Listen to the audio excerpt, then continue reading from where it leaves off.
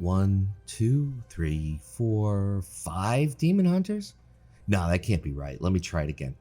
1, 2, 3, 4, 5 demon hunters. Yeah. I mean, very rarely when you can count on one hand, you're going to count wrong.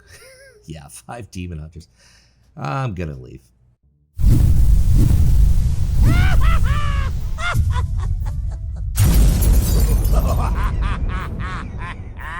I hate that ability or that soul bind. At one point it was an ability, then it's a soul bind where you have like 1 health and you stick around for 6 to 8 seconds, like Nick Fury here, right? He's dead. He's dead already. But what he decides to do is fleshcraft. Why? It doesn't matter. It's irrelevant. You're gonna die in 8 seconds. You're gonna die regardless. You could have 7 paladins lay on hands on you, and you're still gonna die. The fleshcraft is gonna do nothing. Use the fleshcraft before you die. That's a thought. It might work out for you. I'm not 100% sure, but it might. So I figured, okay, maybe he did it once. And anybody can make a mistake once. Good players have bad moves. It's a fact, just like bad players have good moves. But no. When you do it twice in the same BG, you kind of know. Here we go again. You see? And fleshcraft after he's got 7 seconds before he says, "Hello, graveyard." What is he going to say? He's going to say, "Hello, graveyard." Why fleshcraft? It doesn't matter. Now, he does it again. Well, I'm kidding. He doesn't really do it again, but I don't think he learned. I really don't. I think maybe fleshcraft was just on cooldown and he accidentally did something where he fleshcraft before he died or before he was close to dying. I don't get it. I really don't. This is where he does it, or doesn't do it, I should say. And I think it's just because I think he has fleshcraft up already. See, no, he's not using fleshcraft and he's about to die. There it is. Thanks for playing, Nick Fury. I'm an Avenger. I'm going to avenge people with my fleshcraft when I'm going to die in 8 seconds. Graveyard camp, or in this case, boat camp, gank boat, might be a better way. So if you're wondering how the title fits in, basically we're camping the graveyard, therefore it is a gank boat. What is a gank boat? I don't know. I'm trying to start a new trend. Maybe it works, maybe it doesn't. But you know things aren't going particularly well for you if you're on the horde side, if you're kind of stuck in this particular situation. There's the guacamole bowl, and he's running to find a Mexican restaurant before he gets eaten, but it's too late, and it's thanks for playing.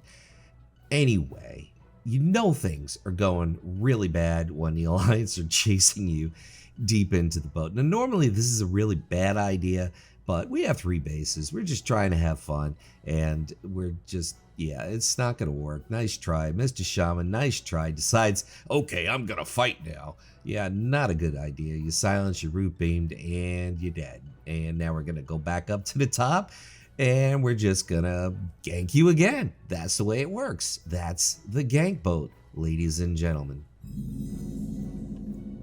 Yeah, this clip dates back.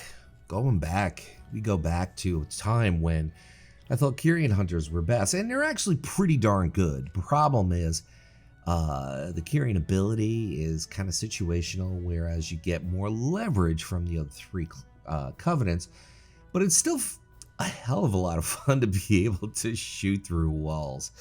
Yeah, hey, if demon hunters can see people through walls, I can shoot them through walls in certain situations. And this is probably one of the better situations to use it, because you keep yourself out of harm's way rather than just stand there in the front. I'm just gonna, that's not a good idea. I'm gonna pop my Kyrian ability, come over to the side, and just take him out from the side. Yeah, that's probably the best way to do it. But yeah, it's a bit of an older clip. I have a ton of WTF clips, and incidentally I changed the name from New PvP to WTF Moments because I want to show good gameplay equal time. Yes, we can make fun of bad gameplay. Sometimes it's mistakes, sometimes it's someone being stubborn and refusing to learn, but it's a lot of fun making fun of other people. Let's just be fair. Of course, even making fun of ourselves. I do that on occasion as well. For all of you that play healers, here's a testimonial to the healer blues. Because you're trying your best, and all of a sudden somebody is really just not trying. That's just the way it goes. You guys know what I'm talking about. People out there who heal.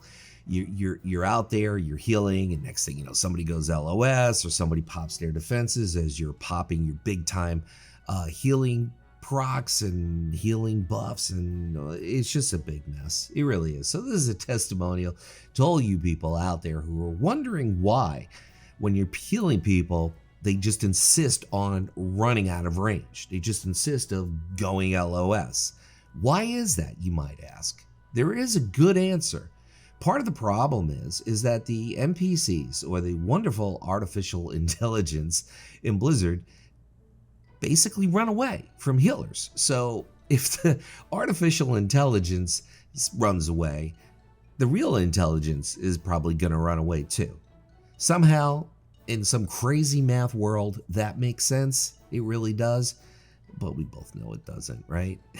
We both know it just doesn't make sense why people run away from healers, let alone why NPCs or artificial intelligence run away from healers.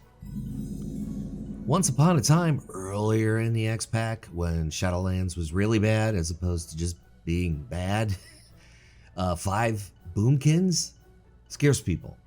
It terrified people. Not so much anymore, but in the beginning of the X-Pack, when I took this clip, because you can notice either I'm super undergeared or this is earlier in the X-Pack because they only have 23,000 health. But there's 1, 2, 3, 4, 5 boomkins. It's interesting how 5 boomkins in the early part of the X-Pack terrified people, and now you see 5 demon hunters, 2 of which are tanks and carry the flag scenario. Now that's something that people are scared of. So the ghosts in the game consistently change. But even when I did this particular battleground earlier in the X-Pack, I was undergeared. So I just didn't want to deal with this. Listen, folks, I'm not going to waste my time when the deck is stacked against me from the beginning, especially when I have multiple tunes at max level and can easily switch and don't mind taking the debuff. That's just the way I feel about it. Let me know your thoughts. Yeah, here I am. Battle for Ganaeus. I'm a healer, and I'm guarding a base. Why? For some reason, healers tend to adhere to the objectives. DPS don't play objectives. DPS do not play objectives for the most part. Healers usually do. So, of course, the fact that I'm a paladin, I could bubble, I got some masterful defenses that are just probably among the best in the game, but the rest of the class sucks anyway. But I blow the horn of Gondor, and people actually come to my aid to help fight the orcs, because there are always orcs on the other side. Do you ever notice that? Especially warriors. How often do you see a warrior that's horde that's not an orc? They're always orcs. So yeah, I blow the horn of Gondor, I get 3 people showing up. So yeah, I'm kind of happy because now it's a 4-on-2 as opposed to a 2-on-1. And it works out for me. It works out. Yeah, 1, 2, 3, 4. You got it. Mr. Pop Smoke comes helps. He's going to pop smoke and smoke the opponents here at Waterworks. But yeah, basically, healers guarding a base, absolutely terrible idea. Yeah, I'm poking fun at myself. I shouldn't be doing this, but I felt obligated to do it because nobody else is around. And whenever you say something in chat, you're always wrong, right? That's the way it works. Anyway, I want to thank everybody for stopping by. My name is Luxeley. I'm going to leave you with a final thought. Whatever it is by you, whether it's morning, afternoon, or night, make your day epic.